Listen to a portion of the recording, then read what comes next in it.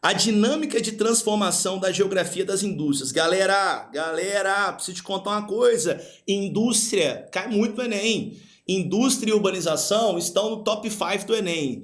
Gente, grande chance de termos uma questão sobre indústria e sobre urbanização no Enem desse ano. Praticamente certo, tá? Estão aqui fazendo aquela previsão do Enem, gente. Teremos uma questão sobre indústria barra urbanização. Uma das duas ali vai aparecer de fato no Enem desse ano. Bom, olha lá.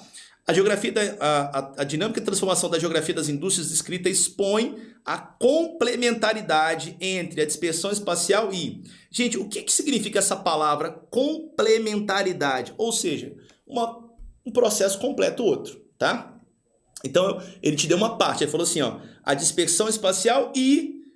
Então, as indústrias, no contexto atual, gente, elas passam por um processo de desconcentração, ok? Estão migrando para países ricos, desenvolvidos, muito industrializados, para países que eram ou que são menos desenvolvidos na indústria, tá? Então, você tem aqui uma dispersão da indústria, a indústria está migrando para outros territórios, saindo de países que são países desenvolvidos. Então, a indústria, fazer uma indústria aqui, migrando de países desenvolvidos,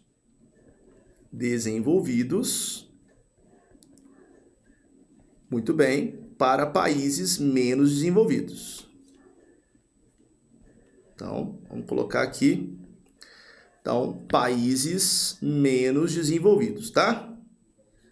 Beleza. Tipo Brasil, tipo Argentina, tipo México, tá? Então, menos desenvolvidos. Ok. Dito isso, galera, vamos lá. Desenvolvidos. Isso é dispersão espacial, né? Então, você está tendo uma dispersão de países que têm um nível de desenvolvimento mais baixo para países... Aliás, de países que têm um desenvolvimento mais alto para países que têm um desenvolvimento industrial mais baixo. Show de bola. Então, a indústria está migrando. Beleza, Léo? Aí, galera, essa dinâmica de transformação, importante dizer, né? Dispersa a indústria para os países menos desenvolvidos porque é mais barato produzir nesses caras, tá? O custo de produção é mais baixo, os salários são mais baixos, tá? Você tem também leis trabalhistas mais frágeis, leis ambientais mais frágeis, e tudo isso orienta a indústria. A indústria, ela quer lucrar mais e reduzir o custo, certo? Os países desenvolvidos se tornaram países caros, porque a mão de obra é mais qualificada, é uma mão de obra que muitas vezes tem mais direitos adquiridos, isso torna os salários mais altos. Só que é importante dizer, gente, apesar de você ter uma migração da indústria de países desenvolvidos para países menos desenvolvidos, isso é resultado da globalização, gente, a grana que é gerada nos países menos desenvolvidos, ela é remetida aos desenvolvidos, tá? Então você continua tendo uma concentração de riqueza grande nos desenvolvidos. Por quê? Porque os desenvolvidos são as sedes. Os países desenvolvidos têm as sedes das empresas. Logo, o dinheiro é todo remetido, o lucro é remetido dos países menos desenvolvidos para os mais desenvolvidos, certo? Bom, dito isso, galera, vamos lá.